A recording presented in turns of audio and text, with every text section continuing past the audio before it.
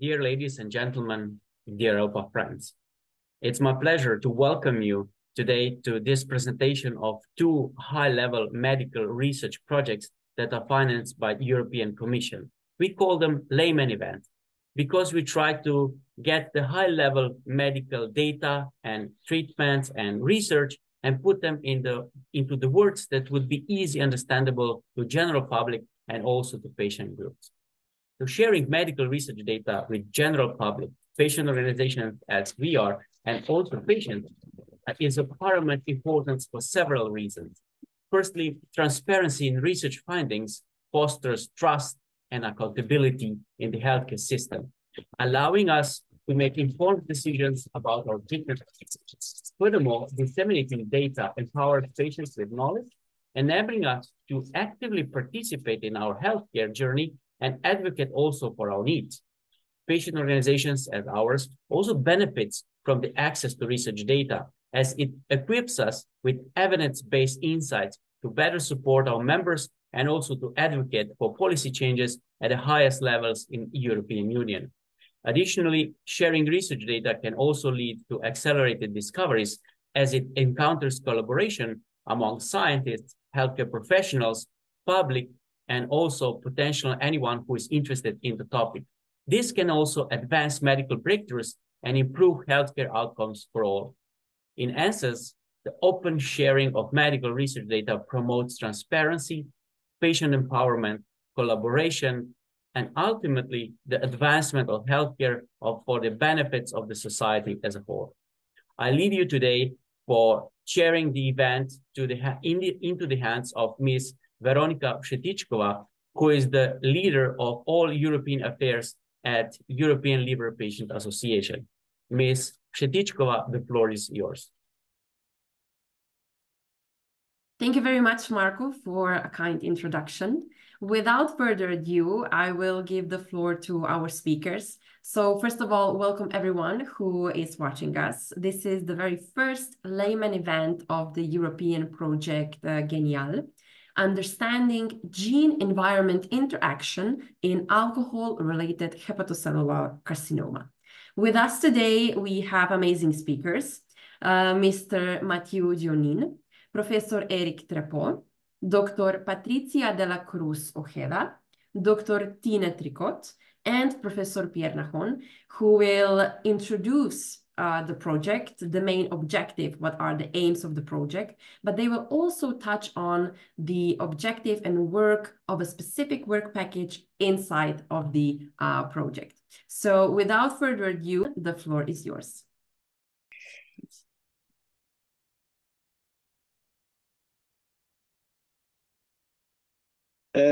Yeah, wait. Normally you can see the slides, right?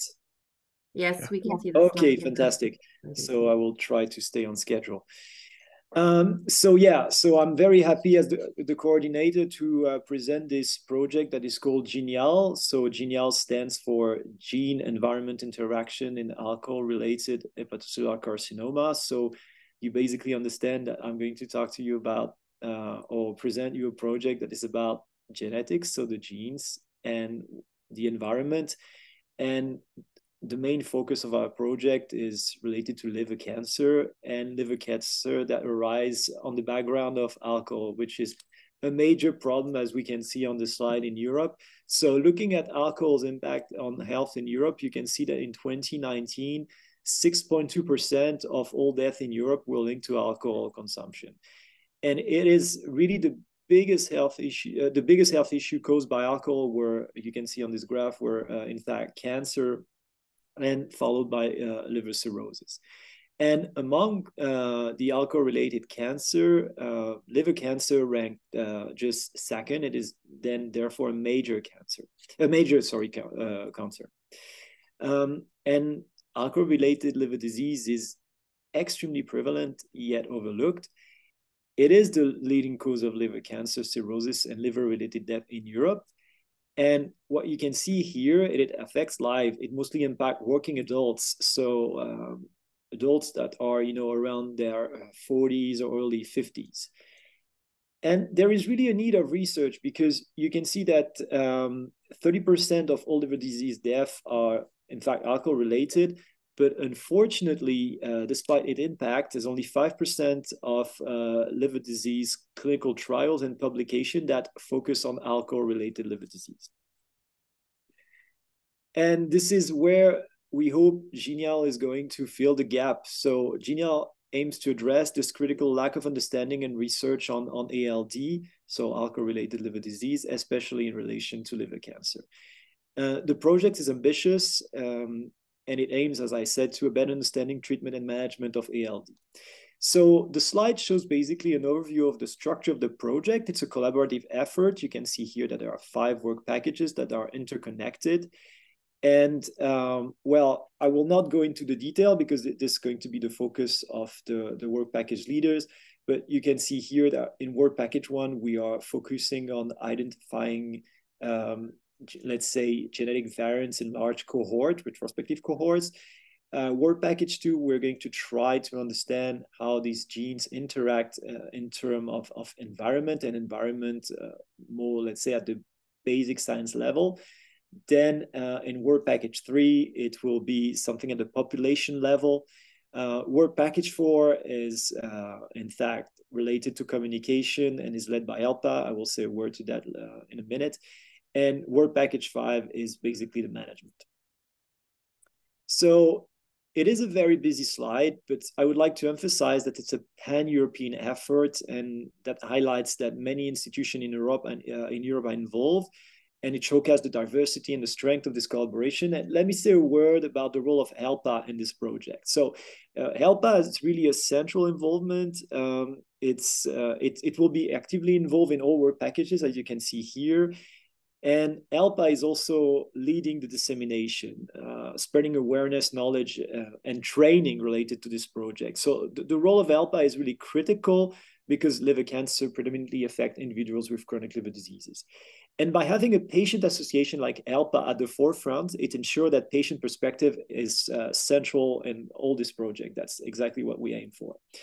And let me say a word about the general impact. So this scheme is really what are, you know, the overall aim of this project. So of course it is understanding. It is in the understanding cluster. So we are going to try to understand how our gene and environment, you know, interact and promote liver cancer. But we also would like to go further and have a role in prevention by identifying all the environmental factors that promote alcohol-related liver cancer. Also a role in early detection, and I'm sure that Pierre in work package will say a word about it. We would like to facilitate early detection that is crucial for improving survival rate and contribute to stratify the risk of patients using advanced tools such as artificial intelligence. And although it's not the main objective of this project, we hope that we may have an impact in refining screening strategy and potentially identify candidate drug targets. So very quickly, you can see that's a 5-year project. We've been very well funded by the EU, and we are very, very happy. And this is the beautiful team, and we really hope that we will deliver something impactful and that, you know, patients will not be forgotten because they are really at the center of this project. Thank you very much.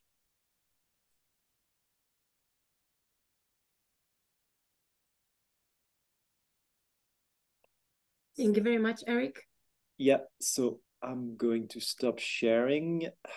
Okay, so then it's, I think Mathieu is the second speaker. Yes, I will take over. Thank you. Let me share my screen in a second. I hope it's visible now. Yeah. Yeah, thank you. So let me introduce myself. I'm Mathieu Jonin, working for Finovatis, consulting firm in innovation. I'm part of the Genial coordination team, which is led by Eric, and as such, I'm a co-leader of Work Package 5, which is mainly dedicated to the project management, intellectual property, data management, as well as ethical management. As Eric mentioned, we have a very high ambition, and we wish to be a game changer in ALD, HCC, both detection and prevention. So, of course, we had to gather this top-level expertise from 13 partners, which was well described just before. And for a pretty long period of time. If you want to succeed, of course, you have to take the appropriate management measures, and this is really our role here, making sure that we respect the contract with the European Commission. As Eric mentioned, we received quite a lot of money to fulfill a number of important objectives that will be described in details by my colleagues just afterwards. But basically, we have to make sure that we fulfill these objectives. In case there is any deviation from the work program, which you can consider as the contract, we have to define strategic and operational solutions that the partners can actually apply, and we have to make sure also that we respect both the ethical rules and the data privacy principles throughout Europe. Last but not least, we also have to make sure that we can track the expenses, because you saw that the budget is pretty high, 13 million euros from public money. So of course we have to demonstrate the European Commission that we use this money really accordingly to the plan and only for the benefit of the project. So in a nutshell, this is our, let's say, day-to-day activities for the 5 years, but also we have to take into account what is going to happen after the period of funding of Genial, and to make sure that our result and outputs will be sustainable in the future and we have a long-lasting impact. Mainly, we are not here only for science, but also to make sure that our outputs will be translated into practice for the benefit of patients. It will be described in detail afterwards, but really in a nutshell, we hope that we can create new tools for a better diagnosis, that we can stratify the patient, also identify population at risk. So this is clearly what we want to translate to application. And for this, our role as Work Package 5 is to make sure that we have a clear roadmap and that we can help our partners to fulfill this roadmap and make sure that the outputs from the scientific perspective will be translated for the benefit of patients. In this perspective, we have two major items. First, to make sure that this will be spread over Europe. So we have to make sure that we have the appropriate measures to protect the intellectual property related to this new knowledge, and make sure that it will be put into practice as soon as possible, not in 5 years from now, because there is a critical need, as was well described by Eric. Just one last word before I give the floor to my colleagues. I would just like to mention that we also coordinate a number of efforts in link with Cancer Mission Europe.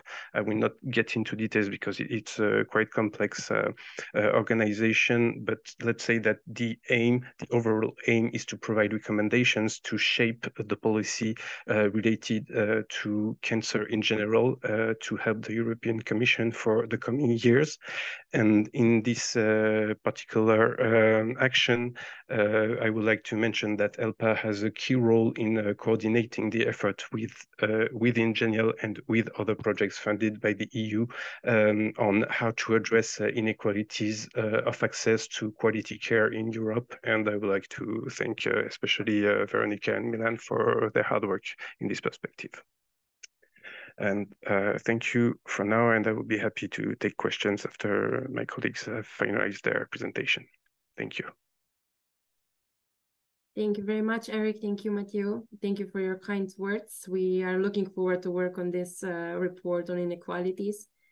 Thank you for the overall presentation of the aims for the project, and I'm giving floor to Dr.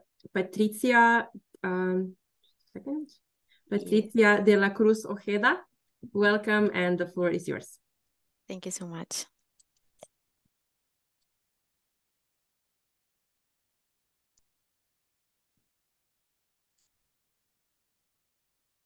I think that you all can see my presentation, right? Yes. Perfect. So as you have said, my name is Patricia. I'm working in France and I'm part of the work package 1. So this is what I'm going to present you today. And work package 1, the leader is INSERM. It's one of the most important institutions for research in France, in particular in clinical research. Our work package is led by Jessica Zuckman Rossi. We are working in the Centre de Recherche de Cordeliers. We are in Paris, but our work package is co-led by Professor Luca Valenti. Today we have with us 2 members of his team. We have Serena and Vittoria. But in this work package, we have some other participants from Brussels, mainly with the contribution of Eric Trabot, but also from other scientists from Europe and specifically from Germany with the participation of Stefan Buch. So as Eric has very well explained, ALD is a matter of concern. And it is responsible for most of the cirrhosis cases in Europe. Liver cancer is a very complex disease that usually sets up on chronic liver damage, on cirrhosis. And cirrhosis is very complex. It can be due to different etiologies. In particular, in our project, we focus on the chronic inflammation that is led by alcohol consumption. And in fact, even if it is a matter of concern, to show you some data, as Eric has very well done, many of the deaths not only related to liver cancer, but in general terms are related to alcohol, and 36% of all liver diseases are related to alcohol abuse. And what is very important is that most of the deaths occur at working age, that impacts daily life and working countries. So even if this is a matter of concern, it's very important, only 5% of the active clinical trials focus currently on ALD. So here comes Genial. So just to introduce a little bit the concept of genetics, our information that defines who and how we are comes in our genomes, comes in DNA, and it's a 4-letter code that defines how genes are expressed. So DNA can come in different versions. That is what we call in genetics a variant. That would be different variations in the DNA sequence that would be very similar to the different flavors of an ice cream. The base is the same, but at the end, there are different changes that make that there are different versions, and these different versions, in fact, are different consequences of gene expression. So these DNA variants, these different sequences, we can say that they could be germline variants, that those are inherited. Those are those variants that came from our parents and we can transmit to our children, but we are also subjected to different exposures during life.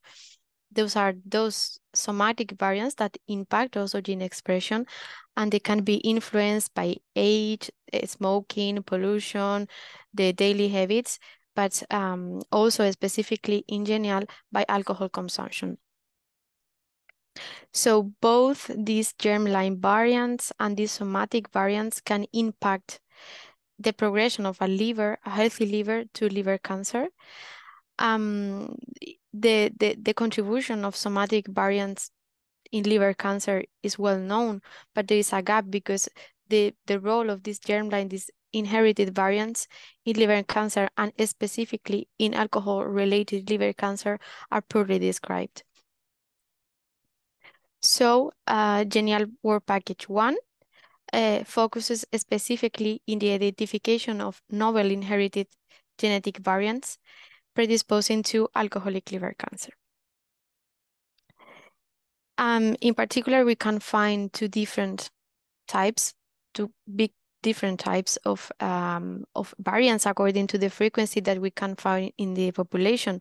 We could say that some of them are rare because we can find them in a very small proportion in the population, where others are common.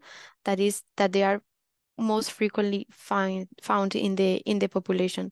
Let's say that rare variants can cause a major impact in gene expression. So to study these inherited germline variants, the work package 1 has different objectives.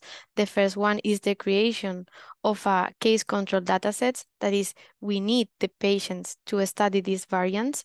And for that, we have a lot of patients. The two main cohorts that were described in the proposal are the French-Belgian cohort and a German-Italian cohort of patients, but we are including a lot of samples in order to get a higher sample size and a high power in our analysis. Then we need to identify the common variants that will be led by the ULB, by Professor Eric Trepot.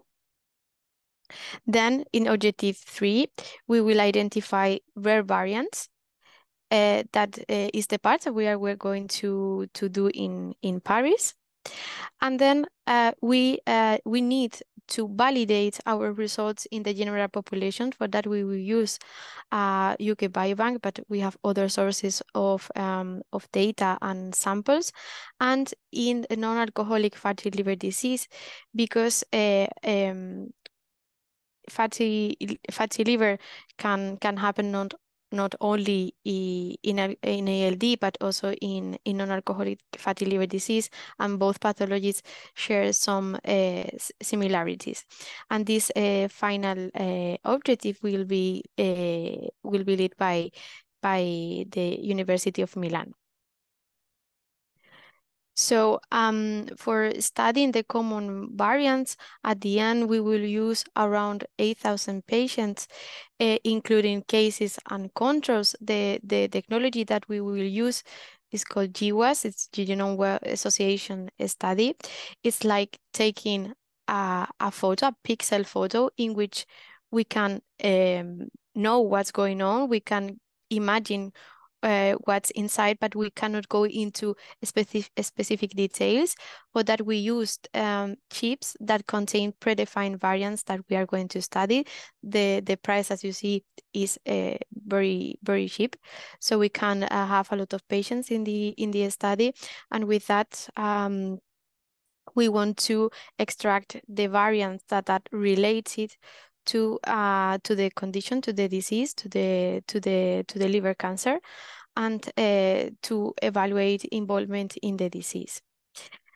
And then to identify rare variants, we are going to do a more targeted approach. We are going to get the high resolution picture. And for that, we are going to read DNA. We are going to perform DNA sequencing. We want to know exactly the whole sequence that is in the DNA to get the whole picture of the variants.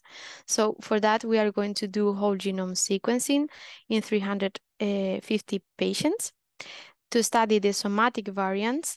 And then we will perform targeted sequencing to get the germline variants, because we think that the genes that have this somatic alteration will also have germline variants.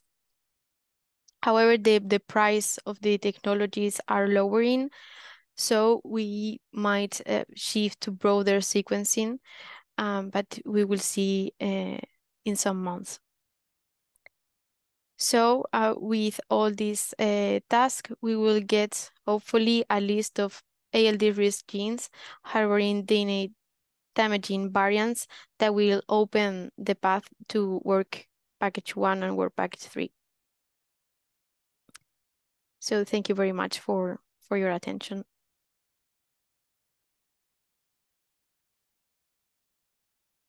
Thank you very much, Dr.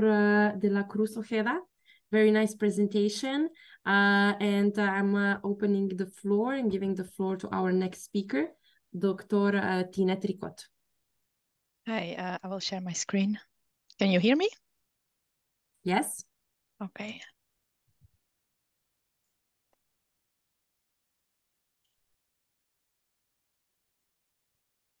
Can you see my slides? Yes, we see the slides. Oh, I'm in the wrong slide, sorry. So I'm Tina Tricot. I'm the project manager in the lab of Sarah Maria Vent, who is a part of the VIB, the Flemish Institute of Biotechnology in Belgium. And she is actually the lead of the work package 2. However, she could not be present, so she asked me to present today. And the co-lead is Mario Brosch, who is a PI at the Technical University of Dresden in Germany. So what is work package 2 about? It's about the evaluation of gene environment interactions for the risk of alcohol-related hepatocellular carcinoma development at molecular level. So as you may know, food has an influence on the liver environment. So whatever nutrition you take in has an influence on basically the lipids or the fats in your liver, the glucose in your liver, and other nutrients in your liver. So just to make it a little bit more easier in the next couple of slides. So when I'm talking about lipids in general in the liver, we talk about lipidome. While when we're looking at metabolome, which we talk about the other nutrients in the liver, meaning sugars, nucleotides, which are the building blocks for DNA, amino acids, which are the building blocks for proteins, and so on. So it is known that when we consume a lot of alcohol, that this alters the nutrient availability in liver. And it is known that actually the chronic alcohol leads to an increased lipid accumulation in the liver that gives rise to then a fatty liver and eventually cirrhosis and hepatocellular carcinoma. So moreover, it's also known that certain gene variants, as Patricia explained very nicely, are known to increase the lipid availability in the liver and thus enhance the risk for fatty liver and eventually hepatocellular carcinoma. So there is a real connection between genetic variations, liver environment, and also the increased risk of this hepatocellular carcinoma caused by chronic alcohol consumption. So therefore, we know that there is a big risk, but it's also important that we actually better understand that what these interactions are between the genes and the liver environment and the nutrients in the liver to basically be able to see what happens early onwards in the development of alcohol-related hepatocellular carcinoma and to find actually potential drug targets that we can then use to counteract this.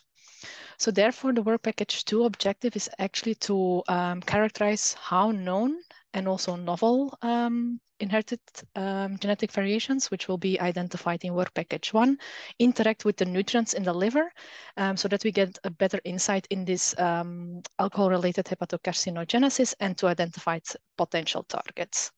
So how will we do this? We will basically look at 4 common and 1 rare genetic variants, and we will do some analysis on that. We will characterize histological differences. What do I mean with this? And we will see if there are differences in cell morphology within the natural tissue environment. Secondly, we will characterize metabolic and lipidomic differences. So we will look into the nutrient environment of the liver and see if lipids and metabolic or metabolites are differently expressed or present between the genetic variants. And then thirdly, we'll also characterize transcriptomic differences. What are transcriptomics? These are actually the differences in gene expressed in the cell. So, basically these genetic variants can cause differences in genes that are expressed in the cells, and we will also try to characterize these. So how will we do this?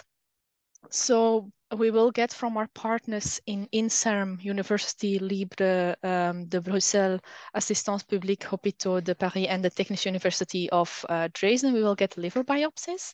And then we will slice this in very thin slides, which can then, we will then do analysis on consecutive slides, meaning that similar cells are present on these slides, which will help us with later onwards looking to all the different analyses on top of each other. So on these first slides, we will do histopathological analysis. What does this mean? We will use a stain and we can actually then see what the morphology of the cells are. And this will be done by the Assistance Publique Hôpitaux de Paris. On the third and on the second and the third slides, we will analyze metabolites and lipids. So we will look into the nutrients that are present in the cell, and we will use a technique called mass spectrometry imaging for this, which is basically a laser that will shoot at a 50 micron resolution. So that means a 1/20th of a millimeter. It will shoot a laser, and then metabolites will be detected for each of these 50 microns. So this way we can, in the entire tissue, see which nutrients are present in the cell. Almost at single cell level. And this will be done at the Flemish Institute of Biotechnology in Belgium. And then on the fourth slide, we will do spatial transcriptomic analysis. This means that we will look at which genes are expressed. So also at the 50 micron resolution, we can then see for each of these spots, basically, which genes are expressed. And we will, and thus present in this, and thus determine the fate of the cell. So we will enrich this with also single RNA sequencing. What this is actually a technique where we, for each cell, also find the full list of genes that are expressed in the cell, and this is to basically enrich our spatial transcriptomics. This is done by the Technische Universität of Dresden. So we will have then basically the information of the cell morphology, the metabolites present, so the nutrients present, the lipids present in the cells, as well as the genes that are expressed, and we will overlay all this data, and this will be done by the University of Paris-Cité, and this will help us via data integration to actually identify some hypothetical mechanisms and gene environment interactions for the investigated genetic variants. So, of course, we then have to validate this hypothesis.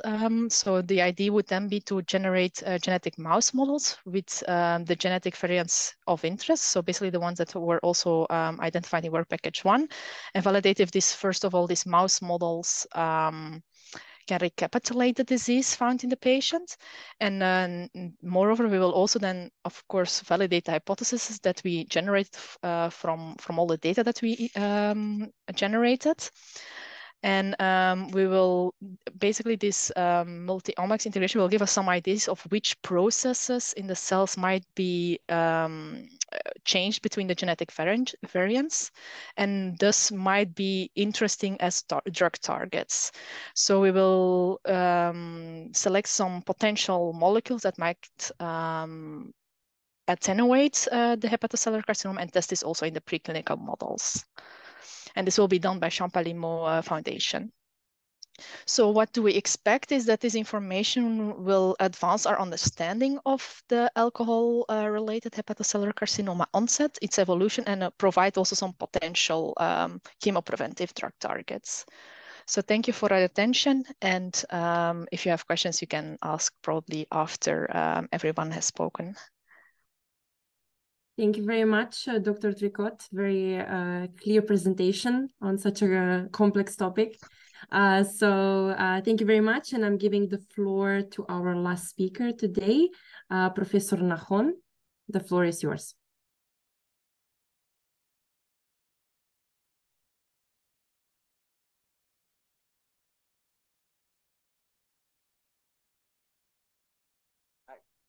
Hi, can you see my screen? I'm trying to...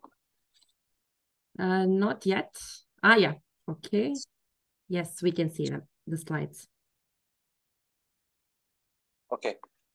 Thank you. Hi, everyone. So we have seen some very nice presentation of very basic elements of the project. Now we'll switch to the more clinical aspects, which is basically work package 3 of the Genial project. This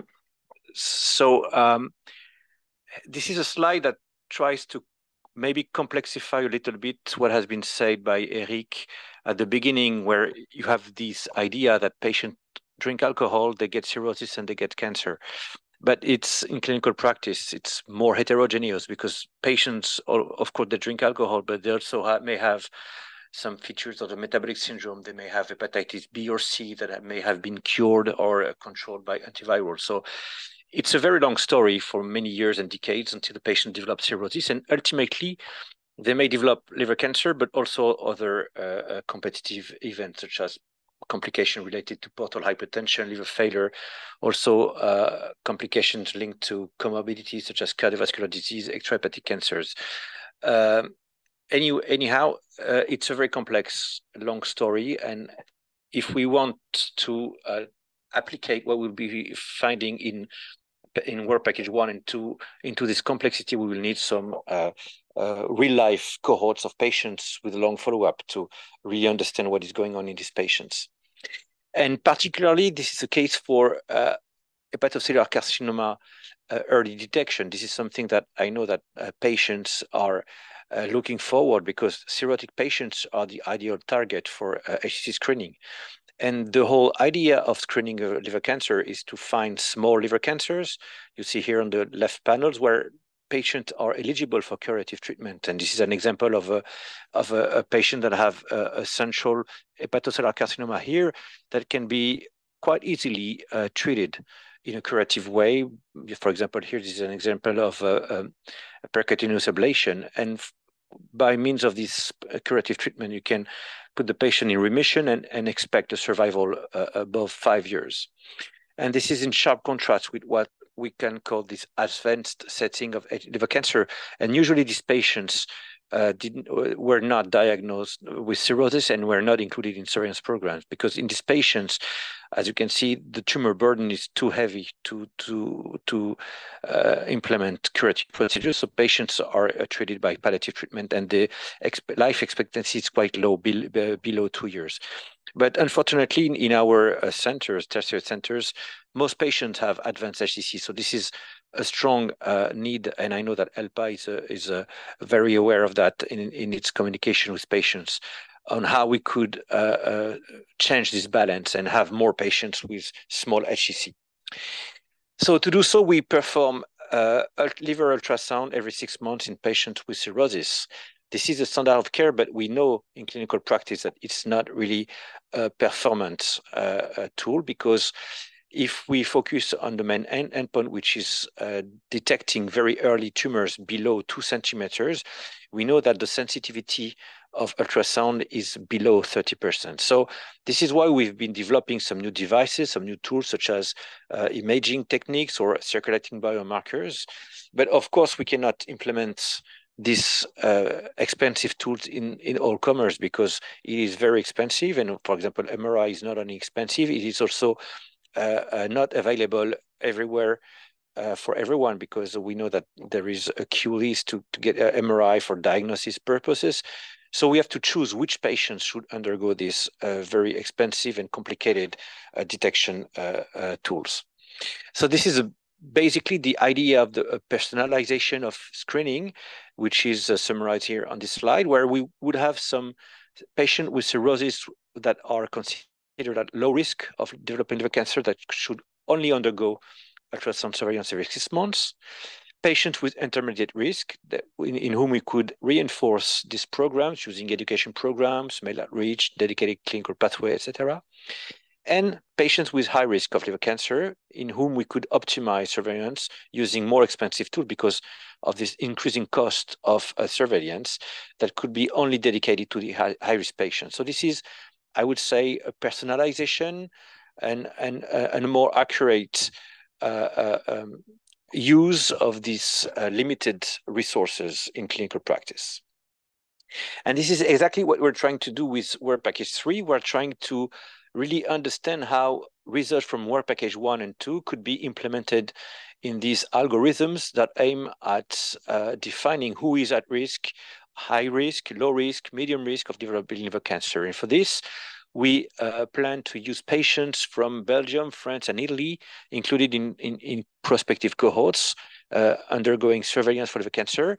And we will try to both study the role of genetic variants, but also the environment, which is basically the main theme of the Genial project, and combine with also imaging data from biopsies, from imaging techniques. And we will try to create some new algorithm using solution based on artificial intelligence to really define who is really at risk and who should be included in reinforced programs. So to this aim, I come back to this slide. We will use nearly 3,000 patients who have a prospective follow-up during surveillance programs. And we know that these patients that are already in prospective cohorts, we have some constitutional DNA for most of them. We have some pathology slides available, and also some images from CT scan and MRI, and also a liquid biopsy from a plasma that have been drawn every year. So we'll use all these samples to generate these new algorithms. And we will also validate these findings in an ongoing clinical trial, which is exactly what we would like to see in the forthcoming years. This is a trial called Fast Track, and you see that it proposes to randomize patients with a very high risk that are selected using a very simple scoring system, a clinical scoring system, between those who will have only ultrasound and those who will have only ultrasound and MRI for liver detection. And for this patient that are currently under enrollment, we have constitutional DNA. Because it is prospective, we have all results from surveys regarding environmental factors, and also results from imaging techniques. So my last slide is, maybe some of you were there 2 years ago. We had this meeting with the European Parliament in the setting of the EU Beating Plan Cancer. And at this time, we were asked to highlight how improving HCC screening in European patients is a very critical issue for our patients. And you remember that we discussed that, of course, in the primary care setting, identifying patients with exposition to chronic liver disease and those with cirrhosis is crucial in order to put them in the clinical ward and include them in HCC surveillance programs. And clearly, you see that the Genial project is basically aimed at improving HCC risk stratification and refinement of surveillance programs, which all need dedicated efforts from educational, compliance, clinical pathways, and research. And I think that with the help of ELPA and European Union, we will have some very nice conclusions to be held ahead in the forthcoming years. Thank you. Thank you very much, Professor Nahon. Thank you to all the speakers. So I'm opening the floor for any questions, comments from the audience. So we have patient representatives, caregivers, and also medical experts. So please let us know if you have any question, comment.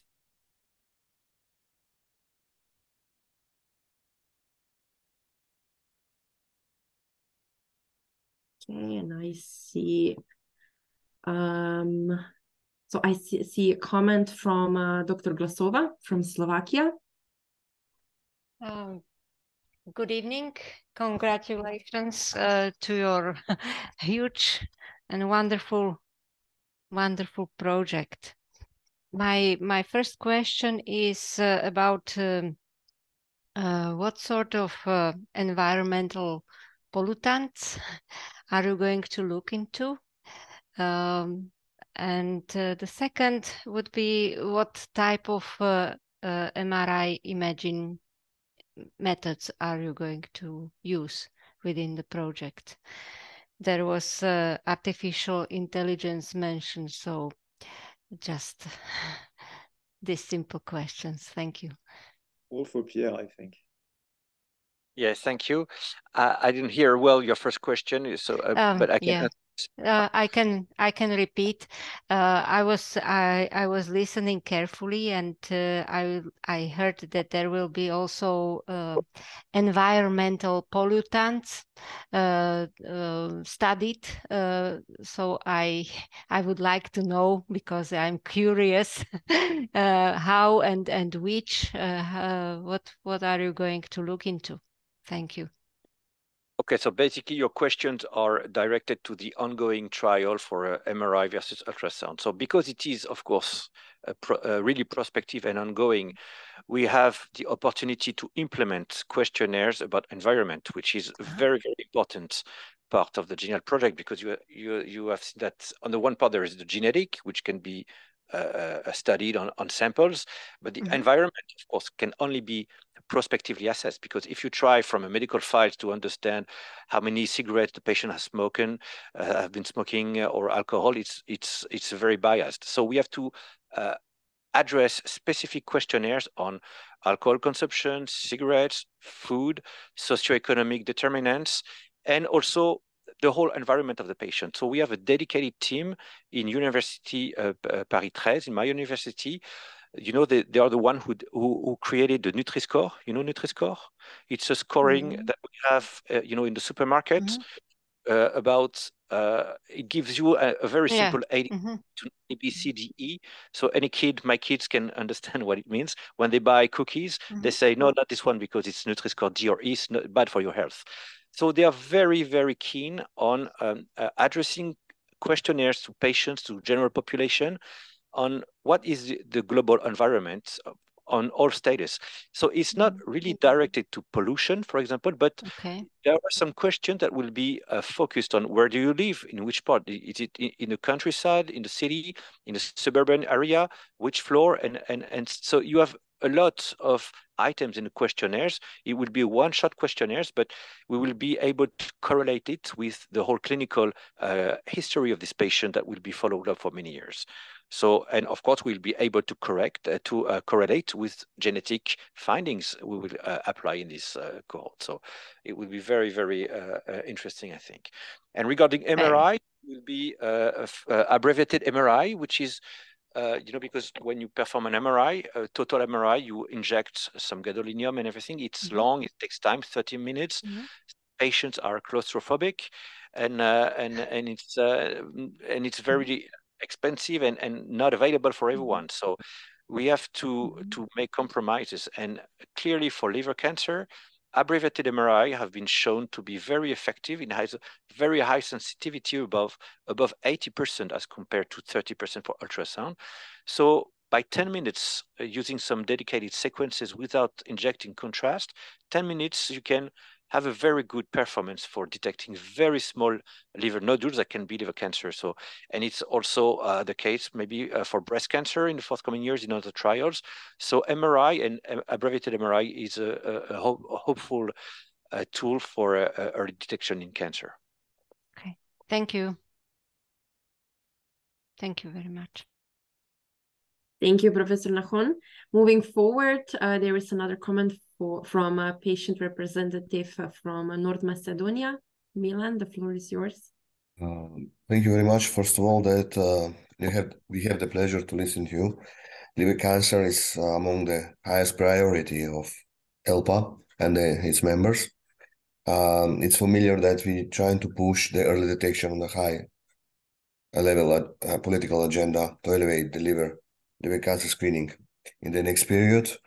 And I saw a lot of interesting, let's say, some kind of mentioning of different specific genetic biomarkers, markers for individuals. What are you planning exactly to do in that field? I think was in the first slide also new biomarkers was mentioned from Matthew. I think I saw the beginning, and because this is very hopeful for the liver community, if we have some signs that can improve the early detection maybe in the future with a new biomarker which give a bigger sensitivity, can we establish maybe a program completely together with the European Commission about the liver screening in the cancer? Lucia, you want to answer that, or you want me to answer? I mean, I can start, and maybe you can complement the answer if you want. Yes, is of course the idea is to get these variants that predispose to liver cancer, and of course the idea is not to get this data to go to a drawer. The idea is, of course, to push and to try to develop biomarkers of prevention and early detection.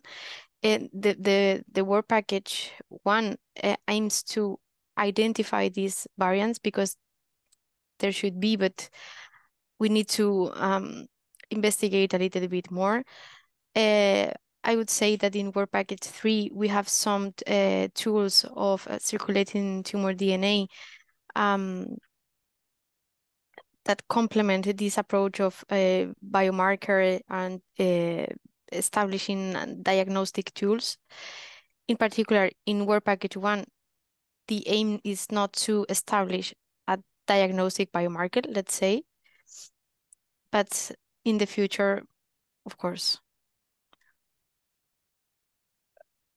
I think we really have to be careful when we talk about genetics in complex diseases. So complex disease means anything, could mean any diseases. Also, when you talk about trace, like your weight, your height, we should not forget that what is the main driver of the disease is environment. So it is clearly alcohol that is the main driver. And it's important, of course, to identify genetic variants. I'm someone who has been studying genetics, and this is my main area of research. It's extremely useful to understand what is happening in disease. But when it comes to, let's say, screening and how it's going to impact the outcome, I think we should be extremely careful here. Because first, it's misleading. What we should work and aim for is make sure that individuals, patients, try to drink as low as possible. As a lower amount of alcohol as possible, because this is really the main driver of the disease. And I'm not aware of a single disease where genetics can really, predict the outcome and predict the individual risk of an individual. I think it contributes to, as I said, to understand, to find maybe targets, but there is no way that in a disease that is common, frequent, that genetics is going to play a high role. Because just for natural selection, if you have something where genetics impacts extremely, has a very strong impact on the phenotype, on the outcome, then it's going to be extremely rare by definition, because that is nature. When something has a huge impact, it doesn't survive. So genetics plays a role, but this is really the thing with Genial. Let's not forget the environment, and especially in the context of this meeting here, what is extremely important, we should not mislead the patient and individuals. What is important is that the level of alcohol that is consumed is as low as possible.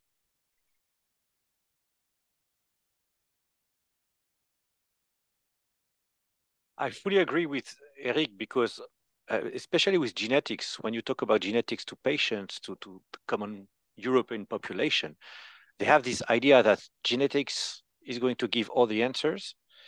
And if you have the good genes, well, you can drink or do whatever. You have the bad genes, it's done for you. So but it's more complicated than that. And this is why this is the call of the European mission. It was environment and gene. Understanding how it works. This is work package 1 and 2.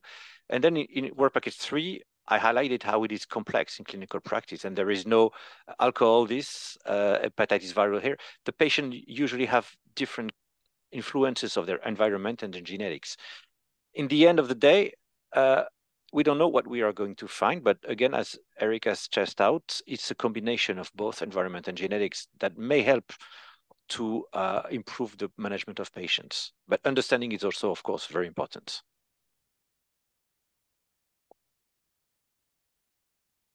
If I have the time, I would say that the summary is that genetics is here a complementary approach. In fact, Genial is that. In work package 1, we have genetics, molecular data in work package 2, and clinical data in work package 3, and that is the good combination, let's say.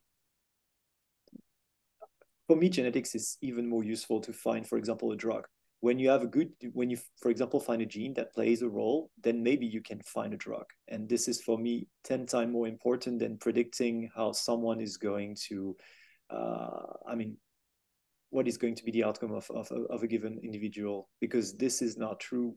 We do not, not everything is written in gene, everything is written in fact, in your environment, and your genetic background modulates it, but that's not the main driver.